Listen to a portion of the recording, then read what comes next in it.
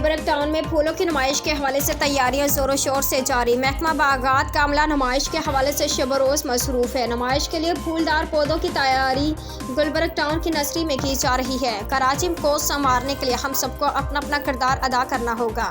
Chairman Gulberg town نصرت اللہ عوام کو خوشگوار تفریح کے مواقع فراہم کرنے کے لیے کوشاں ہیں۔ گلبرگ ٹاؤن اپنی روایات کو برقرار رکھتے ہوئے ماہ دسمبر میں گلداودی کی نمائش کر رہا ہے۔